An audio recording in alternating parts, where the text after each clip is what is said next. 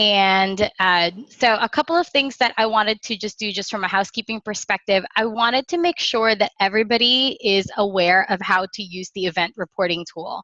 I am going to put the link in the chat and I will send this via email after our meeting. But the event reporting tool, and you're welcome to pull it up and follow along if you're able to, is how you are going to let me know that you have completed the 3 required GAP events that you are supposed to be doing at some point this year. So make sure that you bookmark this tool, but if you ever need it, I will likely send it out in some of our What's Up Wednesdays, just as a reminder. But let me go ahead and share this. So the event reporting tool is pretty simple. It's just a way for me to keep track that you all are getting your events tracked in here. You just have to put in your first, last name, and email address. And then down here are the types of events. And so one of the things that, a couple of things that people typically ask is what their event sort of falls under. And if you don't see something, obviously we have an open text field here where it says other, but these are some of the types of events, or the most common types of events that GAPs in the past have done. And again, if you are at an institution where there are more than one GAP, and I'm going to actually go through our roster so that way you can see who else in your school is a GAP if you'd like. Or if you're working with other students on your campus on events and you want to incorporate that into one of your GAP events as well, that is totally fine. So webinar parties, so something like this, if you wanted to get together with your cohort or with staff on your campus or other higher ed professionals to talk about a specific higher ed topic, or if you want to, some of you might be presenting at different conferences this fall, or maybe looking to submit programs for presentations. One of the things that is something that would actually be great for you in terms of practice for your presentation is to actually host a webinar party where you do and you run through your actual presentation. So that 100% would be a great way to engage either higher ed professionals and staff on your campus, and would give you a chance to actually practice your presentation as well. The CSAM event, which we'll be talking about later on today, blog posts if you're doing any networking or social events, resume workshops. A lot of people who have been GAPs before have done resume workshops for undergrads, for example, or if you just know that your resume skills are bomb and you want to share that with everybody, that is certainly something that you can do. For those of you who have been doing social media takeovers or are participating in one in the future, you can see there's a place for that as well. I shared with many of you who were able to attend the orientations in August some information about doing a NASPA 101 workshop, either for your cohort or for those on your campus. And then down here is just your event information. So the name of your program, the date that this occurred, the number of attendees, if you were able to capture that information, and just a brief description of your event. 1 to 2 sentences is totally sufficient. And then you say that you are not a robot and you submit this. And you need to do this a minimum of 3 times for the entire rest of the school year. And so if you have any questions, like I said, I'll be sending out the link after this meeting, and we'll also put that in our weekly email next week. I sent an email out this morning to everybody. Hopefully you received it. If you are a first-year GAP, you will be receiving your Beginning Your Journey book. And if you're a second year, you should have contacted me separately about your second-year GAP book. If anybody is concerned that they may not have the correct address on their NASPA account, please text me or email me. I prefer you text me. So make sure that you check on that. If you log into your NASPA account, there are 3 different address fields that could potentially be on your NASPA account. So the first one is your mailing address. Some people have their mailing address as their shipping and their billing address as well. Some people have their mailing address as their permanent address at home, like your family home or your permanent home, and then their shipping and billing address is your address in grad school. So there's a number of different places for that. I'm just going to pull up a member right now and share my screen to show you what I see on my end, and this is where we're going to be pulling from. So as you can see right here under address detail, we have a mailing address in Indiana, a shipping address in Indiana, and then another billing address in Indiana. They don't always match. We are going to be sending right here where it says shipping address. If your shipping address on your NASPA account, and let me actually, if your shipping address on your NASPA account is not the same as the shipping address that you need us to actually send it to, then please send me a text, again, before 6 p.m. Pacific Standard Time today. So for those of you who are on the West Coast, that'll give you a little bit of time to just double check everything on your NASPA account. But on your NASPA profile, you'll see there's your mailing street right here. And then you have some additional contact information and your personal demographics. So you can see there's different places. So you log into your NASPA account and you look at your contact information. There's 3 different address fields. It's a little confusing, but as you can see, your mailing address, your billing address, and shipping address, this is what is automatically pulling from our system. So if what is under your shipping address is not where you need your book shipped, please let me know, because that is what we've already pulled. That is what is on my list. And if it's not, some people have already contacted me separately and told me that that is not the correct address. So one, know that whenever you're ordering something from NASPA and you need it shipped, it's going to be sent to what is on your shipping address on your profile. So if you want items shipped to you to the correct place, make sure that your shipping address is correct. And if what is on your shipping address is not where you need your book sent, please text me again sometime today. The same thing for those of you have seen our Gap shirts for this year. I know some of you are really excited if you're a second year Gap and you received your last year's shirt and this year's shirt design. Some people are super psyched about. So you have until the end of October to fill out the shirt form if you haven't already. Again, if you want that shipped somewhere differently, I gave you all the option to fill out that information on the form. That form link should also be in last week's email and should also be in the NASPA Google Drive. And I'm just going to go through that really quickly here, and then I will turn this over to Colleen. So you should all have access to a Google Drive folder called NASPA 2019-2020 Gap Documents. If this does not look familiar to you, sorry, Google thought I was talking to her. If this does not look familiar to you, or if you have had issues accessing this space, please let me know. There are a couple of things in this folder that I want to just make sure that you know. There is the 2019-2020 shirt order form. So if you've already filled this out, great. If you haven't, and this doesn't look familiar to you, the Drive link, I will put this in the chat right now for all of you to have. And you should be able to have access to that. If you do not, or if you're having any issues, please let me know. There is also this document that has links to all of a variety of forms. Sorry, one second.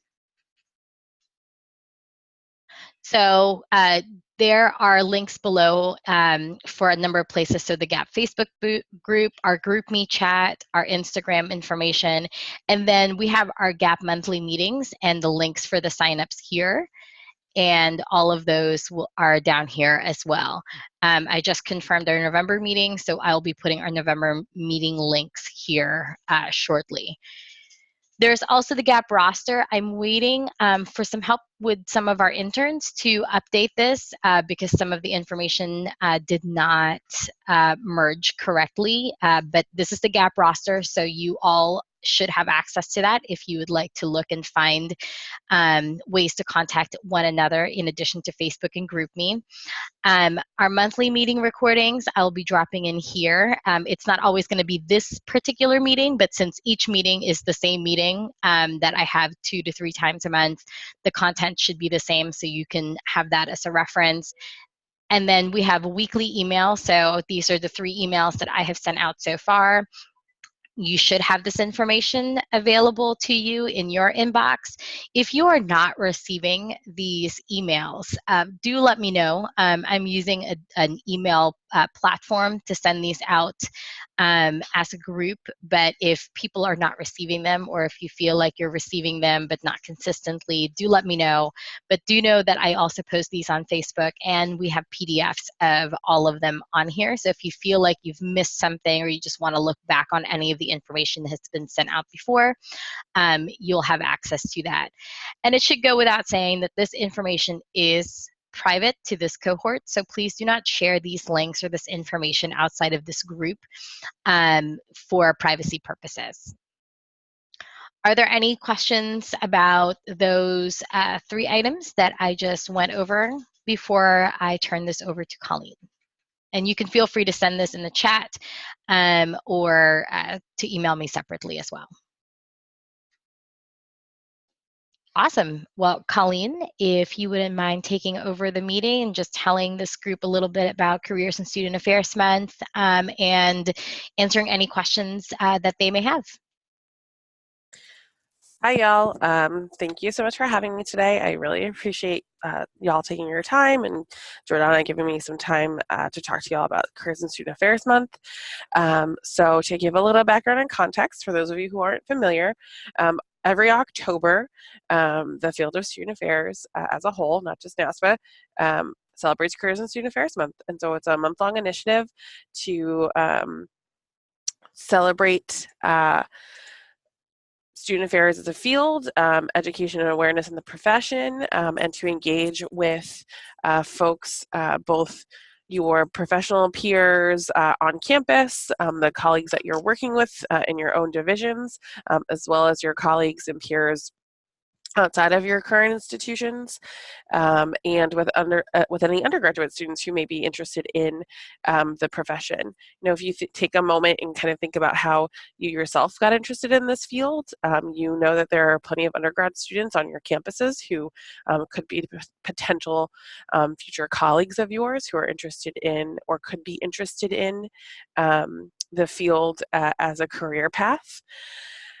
So this is a really great way to not only engage with, and not only get to know, you know, first, a lot of you, your new colleagues on your campuses as first-year grads, but to continue to develop those relationships if you're a second-year grad, and engage with undergrad students on your campus who could potentially be interested in the field. So really, this is an opportunity for us to celebrate our field, reflect on your individual journeys, reflect with your colleagues and your peers, you know, on the ways that the field has evolved and shifted even over the last few years. I graduated with I have my master's from the University of Maine, and I graduated in 2017. And even over the last 2 years, the field has shifted quite a lot. So this is a great opportunity to get to know those people and kind of reflect on the ways that the field has changed, and especially in the way that preparation for the field has changed. It's a great way to promote the profession, as I said, and to create dialogues across different spaces, even on your own campuses, and to start to break down those silos amongst different you know, different departments, and work with your colleagues and maybe a department that you don't normally work with.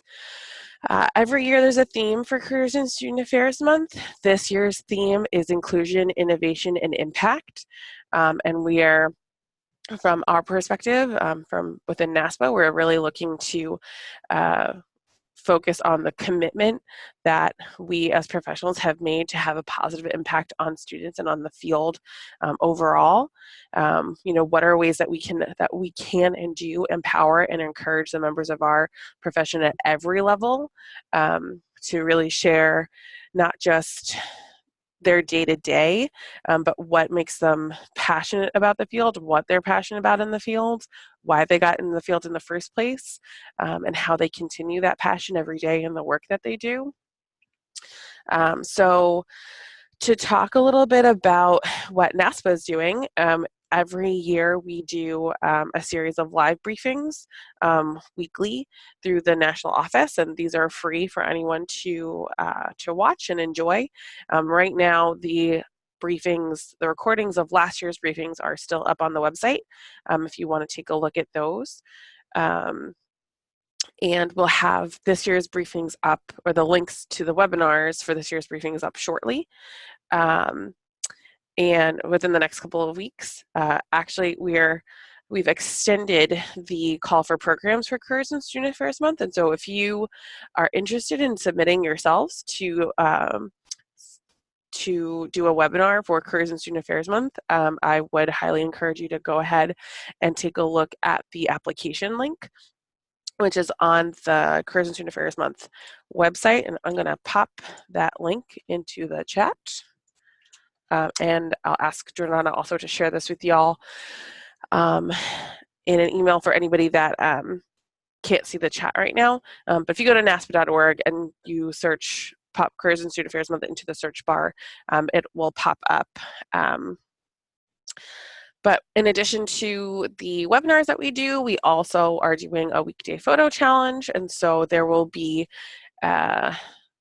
challenges and themes for each week for y'all to post on your individual social media pages, as well as for anyone who happens to be taking over the NASPA Gap Twitter or Instagram that week. You can use that for a little bit of inspiration as well.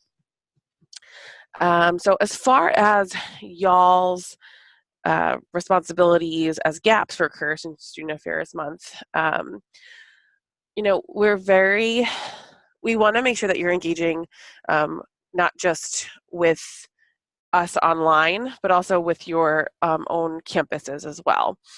So, you know, this is a really great opportunity to introduce yourselves to, if you're a first-year grad student on campus, to your colleagues and your peers and the students that you're working with on campus, and kind of talk a little bit about what student affairs as a career is.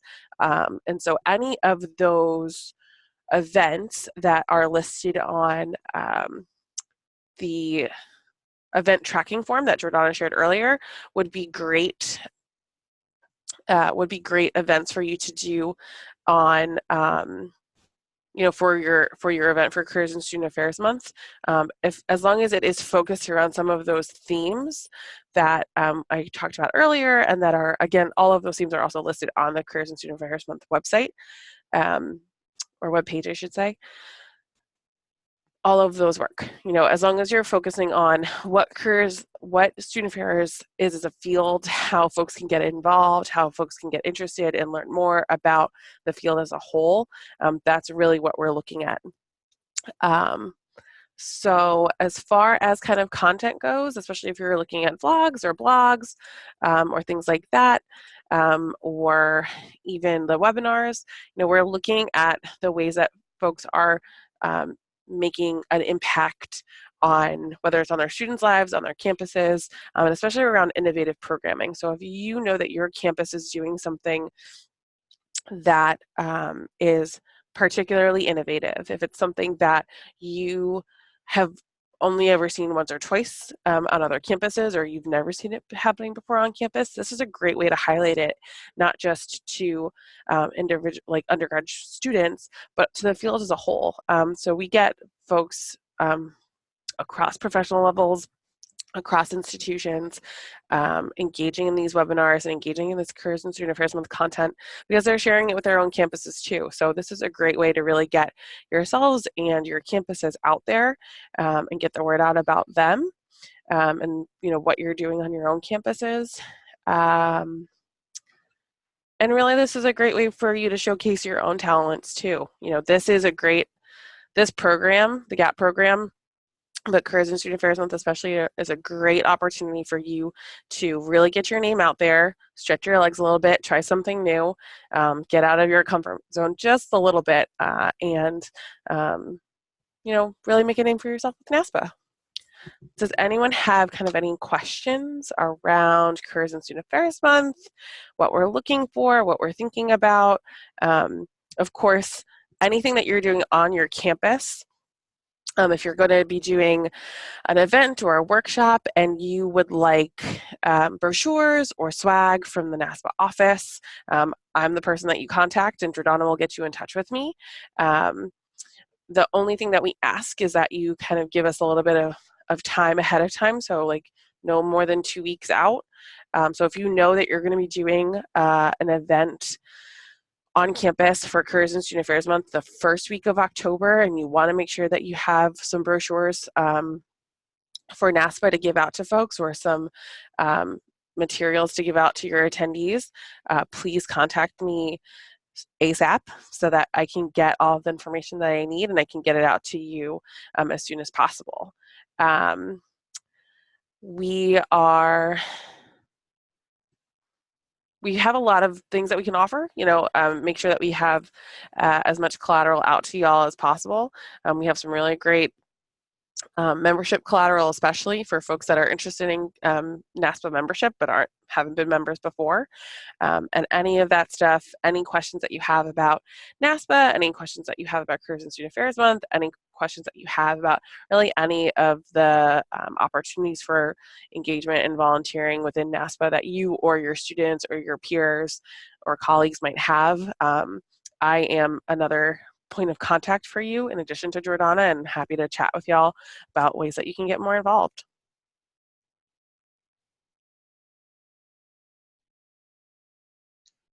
Thanks, Colleen. Does anyone want to share what ideas they are planning on doing, or do you want to maybe share what you would like to maybe do and get any feedback from myself, Colleen, or anyone in the group as far as if this is a program that you think is needed, or if it's something that somebody wants to collaborate with you on? My name's Brittany for everybody. I'm at Mizzou, and I'm taking a overview to higher education course for my program. And so one thing I kind of noticed was the disconnect between some of the students entering higher education kind of unexpectedly, and so they're not aware of NASPA or ACPA or some of the different organizations out there. And so one thing that had come to mind was presenting to my class with the support of my professor and kind of explaining what NASPA is, what NASPA has to offer. Definitely reaching out to Colleen, as you had mentioned, with resources through NASPA, and kind of getting people engaged in understanding how NASPA can be served, or how can NASPA serve graduate students with post-graduation thoughts. So.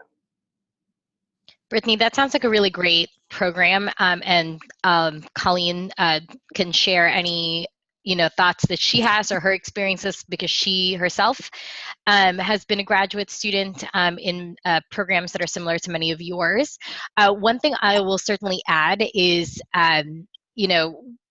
as a general overview, a lot of graduate students are also just generally unaware of the importance of professional associations. So, NASPA and ACPA, while we both serve higher education professionals, have very different programming in many ways, and we have different sort of takes on higher education. And so there is certainly a value to being part of both associations. And I know many of you are also part of additional higher ed associations, maybe very specific to your functional area. So Brittany, you can certainly also just give a quick overview about why professional associations are really important to be a part of. I myself am still part of professional associations within enrollment management, just to be able to keep up with the field, and knowing that that career-wise, that might be something that I would like to go back to if I decide to go back to an on-campus position. So myself or Colleen would be more than happy to brainstorm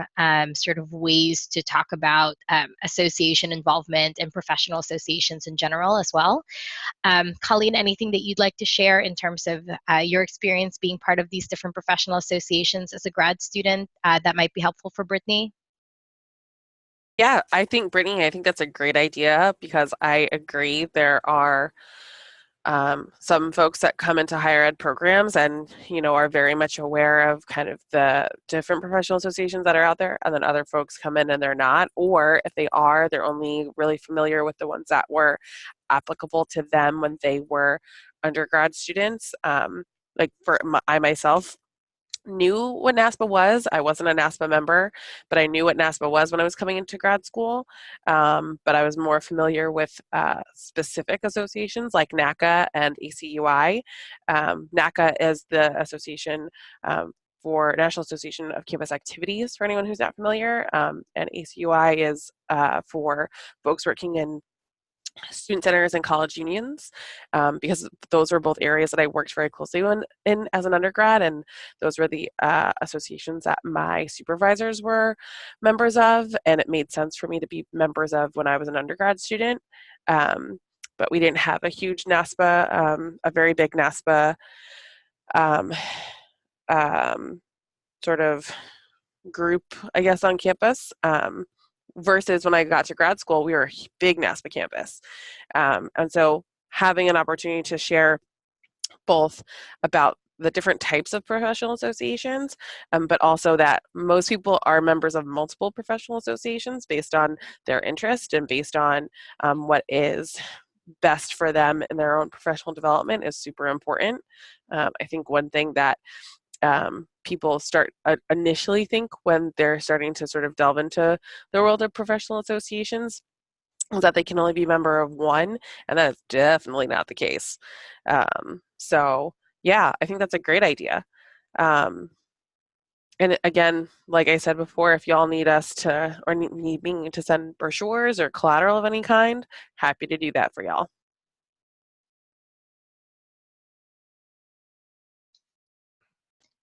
Anyone else want to share or brainstorm any CSAM ideas or thoughts, questions, comments? I'll go.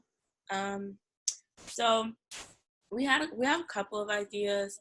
One of them is that I did a national placement over the summer and for our practicum, so an internship with the QOI.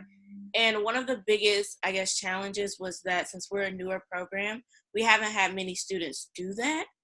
And so we kind of wanted to have some sort of, like we're kind of planning like more of an orientation for like practicums and like if you want to go national with your practicum.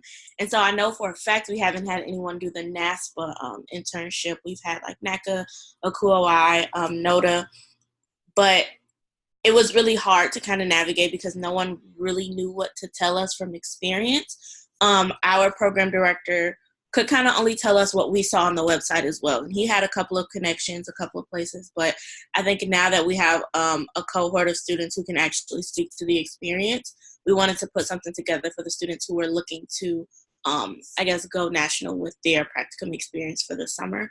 And so that was one of the ideas that we have. And then we're also planning kind of like a luncheon to invite like students, graduate students, and then other professionals who are a part of NASPA, just so that they can engage with one another. I know we had something on a smaller scale last year, and I met a bunch of people that I probably would have never met if it wasn't for that luncheon. So those are just a couple of ideas that we're talking about right now.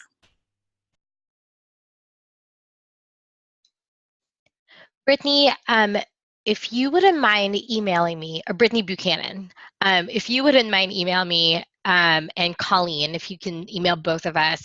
NASPA has multiple internship opportunities throughout the year. So not just summer internships. So we also have internships that are based around conferences. So the annual conference internship obviously is only for those who are part of this year's GAP cohort.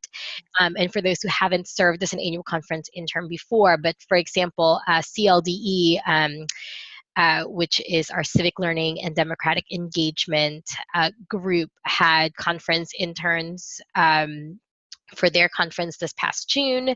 Our Student Success in Higher Education conference had interns at it as well. So if you would like some assistance in sort of compiling a list of potential NASPA internships, both for the summer as well as any opportunities throughout the year, just shoot Colleen and I an email and we can help get that information to you.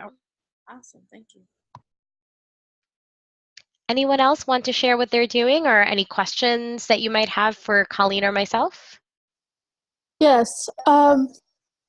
So my program is actually not in student affairs. I'm in organizational development and leadership. We do have a higher ed concentration, but I chose something broader because I also have an interest in nonprofit. We are also too small to have a cohort, so I don't have a lot of people also in my same program that I can talk to. I mean, I do have people, but they're doing other things as well, not my concentration. So I don't really have a schema for someone in higher ed or student affairs.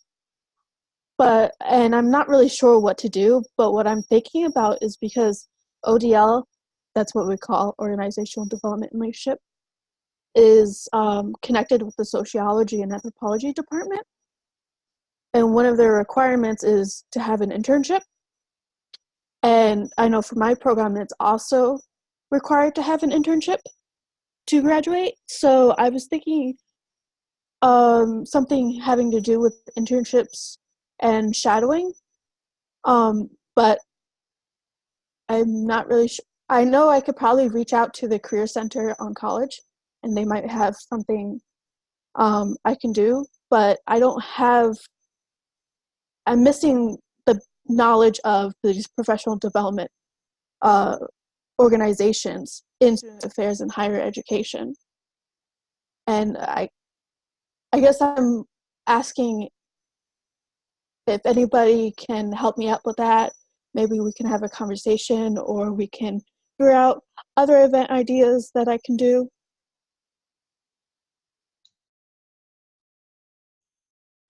So Stefan, I'll let Colleen jump in this as well, is, one of the things that I'm really excited about with this year's GAP cohort is that not everybody is necessarily focusing on student affairs or higher education in terms of their master's program, but everybody at some point is going to want to work within the higher education or education space, whether that's through a nonprofit, if it's going to be staying on campus in specific functional areas. I think looking at the work that you're doing, organizational development and leadership is just a very small blip of curriculums across the country in terms of higher ed programs. And so you may have a unique perspective on both of those topics, right, that you might be able to share that would be beneficial for those in higher ed to be aware of. And so I think you can always look at either doing a recorded presentation that you can share with any grad student, on your campus, or you could do maybe a brown bag lunch. I don't know how feasible that would be for you to get together with the student affairs department on your campus and offer to do some type of brown bag lunch where you share a little bit about the work that you're doing and how it can relate to the work that student affairs professionals are doing on a day-to-day basis. I agree with Jordana. I think what you're doing and what your focus is in your program is really, really important. If for no other reason, it does give a different perspective and an important perspective on education and how, as a whole, and as a field as a whole, we can definitely provide you some support around, some things to talk about and some talking points. If you want to email us, we can, kind of help you with that a little bit and give you some context. For internships especially, like there are a lot of different types of internships and internship opportunities, both within higher ed associations, but also outside of them. Coming from, I did not come sort of the quote unquote traditional route of higher ed and student affairs. And a lot of the time that's a good thing because it gives you different perspectives on the field, on education, on how to work with students.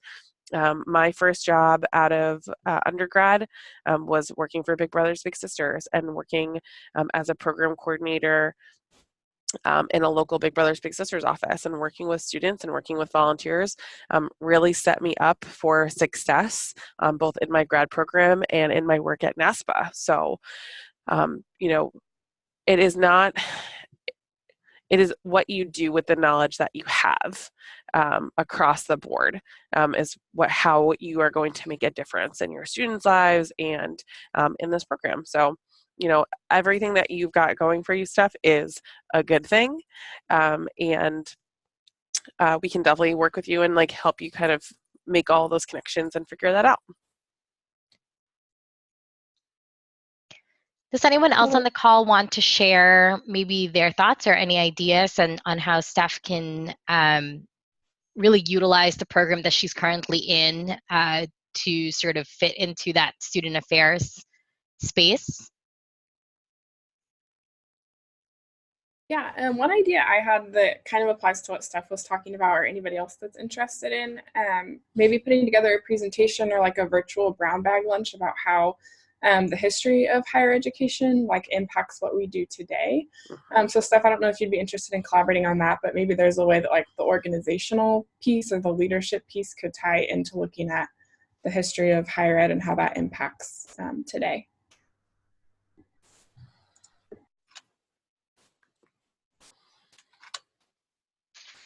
I do have a graduate assistant in the department next to us who is a history graduate, who's a history GA or major, but poli-sci GA. So she's at an interesting line right now. So maybe I can also reach out to her and see if that would be relevant to her studies as well. Yeah, I think if any of you want to collaborate on things together, Abby had suggested doing a virtual brown bag where you can invite a variety of people from both of your campuses and you can work and present together. I think that might be a great way to, one, get to work outside of your normal cohort, right? This is why we have the GAP program to begin with. And it's a great way to share ideas back and forth because, Steph, you might not get that history of higher ed perspective that Abby might within her program, so that working together might be a great opportunity. I absolutely agree. And Abby, you touched on a really interesting and really good point about how the history of higher ed influences the way that we talk about higher ed today. I was on a call yesterday with our undergrad student conference committee talking a little bit about, so for those of you who are a little context, NASPA does a pre-conference for undergraduate students prior to the annual conference. And I'm the liaison to that conference planning committee. We were talking yesterday about how we can work with the students to kind of give them the context of the history of higher education that they may not be getting in the classroom. The traditional history of higher ed is very much an old white men's club, but we know that that is not the full history of higher ed, just like it's not the full history of the world and our experiences. And so how can we share that with folks? And Careers and Student Affairs Month is a great way to kind of talk about that history and talk about the ways or the areas that have been built within higher ed by more than just white men, by women, by people of color, talking about minority serving institutions, talking about tribal colleges, talking about women's colleges, talking about how all of the different ways that this career of student affairs and the field of student affairs has been built, and how that influences the way that we interact with our students today. So. Awesome. Thanks for that context, Colleen, and for Steph and Abby for sharing, and both Brittany's as well. I'm just recognizing we have about 7 minutes left on this call. Does anybody else want to share or ask any questions related to Careers and Student Affairs Month? Yeah, I have a quick question. Oh, you go first. Go ahead. It's okay. Okay, so I know we were talking about how to highlight different initiatives that our institutions might be doing. And so we actually have an initiative called Impacts. I think it'd be a good thing to highlight, but I was just wondering like how you would suggest tying that into also, I guess, talking about like careers and student affairs and educating like undergrads on like professional things, because I have also like I work in housing, so I have a lot of RNs or RAs other places who want to go into the field, and so there's already something kind of in the works there with just talking to them about careers in housing and student affairs, but also wanting to highlight that program. So I just didn't know how we could do both. Brianna, can you share just really quickly like what the program does or what that program is about, and then maybe Colleen can give you some ideas on how that can be shared, whether it's like blogs or through a different media outlet? For sure. So Impact is just like a new way of doing resident and mentor, resident assistant training. So we do it very conference style as opposed to just like a week of training. We actually set it up as a conference. And so they get to pick different sessions that they go to. And we do like really, really big like speakers and things like that from across campus type of thing. Yeah, that's a really cool program. And I think that it'd be really great to share that through Careers and Student Affairs Month. And honestly, I think that's one of those areas that I would highly suggest you submit a submission for a proposal for a webinar. Because honestly, like I think because it's a type of training that is definitely innovative. This is the first time I'm ever really hearing of, and like not to say that other campuses aren't doing it, but maybe they are, but it's really the first time that I'm ever hearing of this being a style of training for campus staff and student staff. So I think that would be a really cool idea to present as a webinar for Careers and Student Affairs Month. That's something that I think is definitely innovative programming. So if you want, you reach out to me and we can kind of chat about how that might work and who you could and should work with on campus to present that.